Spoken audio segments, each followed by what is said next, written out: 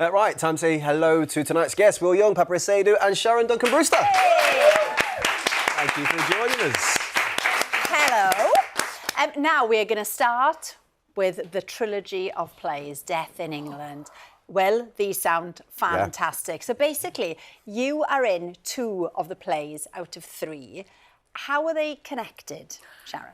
Oh, Death of England connects 2 different families. The Fletchers, who are a white working-class British family, and the Tomlins, who are a black working-class British family of Afro-Caribbean descent. And their worlds collide when these 2 boys, my son, Delroy, meets Michael, and they meet at school, get into trouble at school, and their relationship just grows from there. And then you suddenly get to meet everybody in their family and all the trials and tribulations that they go through.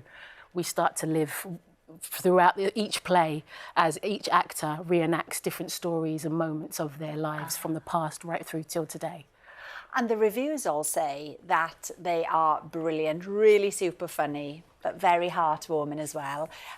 Do you have to see all 3? Can you dip in and out? Do you have to follow a particular order? How does it work? I mean, don't dip in and out of the play. No, not of the play. If you're in, you're in. Because that would be, you know what I mean? yeah. Just like, let's just respect the actors. But no, yeah, you can see they're all going to be performed on different nights, you know. So on one night it'll be Delroy, and then another night it'll be Death of England Michael, and another night it'll be Death of England closing time. But I think on Saturdays in September, I think there's an opportunity to see all 3 plays on one day, and I think that will be really exciting because, as Sharon just said, the plays interconnect and interlink, and there are characters that pop up, and you'll see my interpretation of Sharon, Sharon's interpretation of me. Yeah. You can decide which one's better. But yeah, I think all 3 plays become richer in relationship to each other. So tell us a bit about Delroy, because you're playing him. What are the challenges that he's facing? Right, so Delroy's the second play in the trilogy, and as Sharon just said, yeah, you're looking at a young, handsome. Well, no, you're looking at a working-class Black British man, and I suppose the play is kind of exploring how those 2 things interface. You know, his blackness and his Britishness. You know, he's a very proud black man, but also a very proud Brit. What happens when those 2 things are kind of in conflict with each other? So certain things where there are interactions with the police or interactions with the court system or interactions with business or whatever. It's an exciting but in-depth kind of deconstruction of what it means to be British right now. You know, and like. Obviously, we've just had an election. We've got a new prime minister, new government. There's so much debate about what it means to be British right now. So this is a play that, dissects that through like humour, through heart, emotion. Definitely through humour. Yeah. Yeah, and hopefully, it's a good night out. Yeah. And Sharon, as we said, you play Delroy's mum. Yes. What's life like through her eyes then? We're talking about a woman who has dedicated 30 years of her life to the NHS. She was a nurse, and with all the cuts, austerity, she just sort of changes her view on where she stands in that position as a nurse. And it's a suggestion from her son that she follows her dreams to become a chef, and she opens up a West Indian cafe alongside her daughter-in-law, who they don't really get on. So you have these 2 worlds, which are a white older woman and a younger white lady who don't really get on but are forced to work alongside each other. And so all the truths come out. And, you know, there's love, but there's also a bit of spiky behaviour as well. But for audience members, you get to see the humour and the truth of what it is to be a part of a multicultural society. And also, I defy anybody to leave the scene, the shows, without questioning who they are and what part they have to play within this great British nation as it supposedly is. Sounds fantastic. It does. Paapa, you create playlists, don't you, for a lot of kind of like roles that you're about to take on? I'm guessing various different types of musics for the mood that you're trying to create around the character. Will, I mean, you've been on in play, even on screen more recently as well, or coming up anyway. Do you do anything like that, like create playlists to kind of get you into that character? Yeah, I mean, it's all my own music. Yeah, just... Oh, so is mine, actually. I mean, that makes sense. On repeat. Why not? This is why Evergreen. we love you. I'm like, oh, God, I love Evergreen. Yeah, Let's get on stage. I just love it. So humble. So brilliant. Sharon, so, you know, people know you best, I think, from, like, Bad Girls, EastEnders. Oh, good. we're going deep. Oh, wow. You're going deep, yeah. But Thank obviously, you. more recently, on blockbuster movie Dune, obviously changed your life, really. What was it like with Real working with some of game these changer. actors like Jason Momoa, for My example? gosh, real game changer. It was. You're incredible in it, by the way. I love that film. You were Thank brilliant. you. It was like a dream. It really was. Yeah. It's you know, it's the thing that I sat at home as a kid thinking one day I'll be on the television, and the next thing you know, you stood next to this giant of a tower block man, Jason Momoa, who is a gorgeous human being, but to work alongside those you know, the creme of Hollywood at the time, it was something else, and it's unforgettable, and hopefully a benchmark to keep going up. 100%. Really. Yeah. So we'll see. Congratulations. We'll see. Well, you can see all 3 of the Death of England plays at Soho Place in London until the 28th of September. And if you haven't watched Paapa in the gripping drama I May Destroy You, then it is still available on iPlayer. That's worth a watch. It is indeed. Right. Will, got to ask you, by the way, because judging by your pop video, Yes. 2003, called Friday's Child, I mean, did you have aspirations of being an Olympian yourself at some point? Oh, yeah, there I am winning the Olympics. I was quite a bit slimmer then. Was you into swimming or Well, anything? no, I was... my grandfather, actually, my dad's father, who was Australian, was a very, very good swimmer and could have gone to the Olympics, but then the war happened, and he was a pilot. But I was quite a good 400-metre runner. Oh, okay. Yeah, you? I was 7 seconds off the Olympic average when I was 18. Yeah, It's a tough sport. Which is not too bad. Well, 7 seconds is I still don't quite know. long.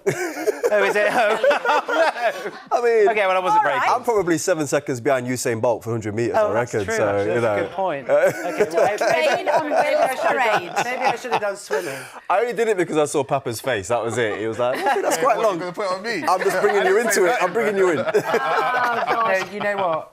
I'd take that. You're right. Well, whilst we could have been sitting here with Will, the Olympian, we are sitting here with a 7 4 seconds. times, 7 seconds short. We're sitting here with a 4 times chart topper, a 2 times Brit Award winner, and it doesn't stop there because Will is once again making a run for the top of the charts. Here's his new single, Light It Up.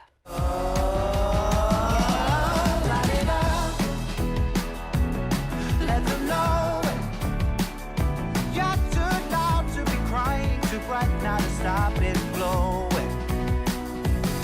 Light it up now. It's time to show it. You're too strong to be tired, too close now to keep on going. Don't miss who you It's a good thing. I think it's really good. Yeah. And do you know what I love is the hands choreography. The Like there's a twinkle lot. fingers. Yeah. Yeah, that's Harry Price. Harry Price, brilliant choreographer. Does he Yeah. specialise in hands? We does now. Yeah, Right. we got twinkle fingers. But it's very stylish, the whole video. Well, it was sort of, I was slightly inspired by the Joker film, actually, in those sort of colours for the video. Yeah. You know, you can kind of see it, can't you, those sort of tones. But the song's so upbeat that I wanted it to be fun, so I wanted to try and blend the two. Joker, but light. Keep Joker it but light, yes. Yeah. Well, the songs, the songs from the album of the same name.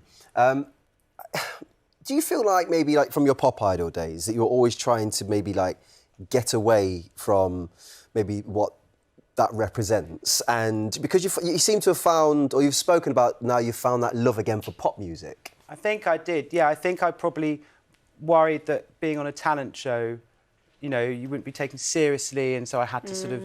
And I was really lucky. I mean, I didn't go the obvious route, and we were talking about Nitin Sawhney, you know, amazing Nitin Sawhney, incredible artist, composer, I mean, he does it all. And then I got to work with amazing producers like Steve Lipson, who did Annie Lennox, Whitney Houston, Art of Noise. And I probably was worried about going full-out pop. But for some reason, I just felt like now was the time. So I went over to Denmark and Sweden, who are like the kings and queens of pop, Yeah. and just really embraced it. Yeah, I don't think Yeah. you've got anything to prove to anybody. Well, not now, no. Oh. But I think once you get, that's one of the best things about getting older, isn't it? You don't feel like you need to. And also, I think, I don't know if you feel this, but you can just enjoy it. You can actually sit and enjoy it because all those things that you worry about when you're younger, no one was really thinking it anyway. Do you know what I mean? Yeah. So you can just enjoy your craft. Exactly. You've got these sort of album launch shows and you've got a tour as well happening. But what's lovely about it is you're going to do kind of a bit like an audience with as well, aren't you? You're going to sing and do a bit of talking and some stories in between. I did it during, just off the back end of COVID. I did me and a piano, and then people could email in questions. And then, so I sort of talked to the audience a bit, because I like talking to the audience. Yeah. And then doing all the old songs and new songs, and people can make requests. And then the tour, I thought I wanted to do it for the tour, and it sold out. So I didn't think it was going to be so popular, but that sold out. But I'm doing more album launch shows in places where I wasn't touring anyway, so Liverpool, Leeds and Southampton. Yeah, and I'll be doing the same thing. People can, so I'll sing like Leave Right Now, and then a couple of the new ones, and then answer people's questions. Yeah. Paapa, can you sing? No. So you put on a concert, didn't you, when you were younger, apparently, for friends and family. First of all, how did it go down? But did you also charge people to come to this concert? Oh, all right. Okay. Shout out the researchers. Thank you for that. I think concert is not quite the word that I would use to describe it. I would call it an audience with, actually. Anyway, these are desperate times, you know. I was like trying to raise some money to go to the National Youth Theatre. I was a young aspiring actor, whatever, but I didn't have the peas for it. But I did a medley. I wouldn't say I sang a medley of songs, but the songs came out of my mouth. Do you know what I mean? Yeah. So nice. You got to do what you got to do. You got to do what you got to do. Look at you now. Look at me now. I wouldn't do that. If you can, Will, quickly for us. You have got your role in this TV drama this weekend. Yeah, McDonald and Dodds. Yes. Yes, I'm playing a baddie. Yeah. Are you going to do any more? I might have a job next year. Yes. I'm not allowed to talk about it. But it's really fun playing a baddie. I love it. Yes, it's great. I love I mean, I'm not going to spoil it if No. I'm the murderer or not, but I very well could be. I think you'd be very good at being a murderer. Where's Album I played it like I was. is out on the 9th of August and his launch show starts on the same day. That's all I've got time for tonight. Thank you to all of our guests for joining us. Tomorrow we'll be catching up with more of Team GB in Paris, and Tom Allen and Carol Kirkwood will bring a ray of sunshine to the sofa. Have a great evening. Good night. Bye-bye.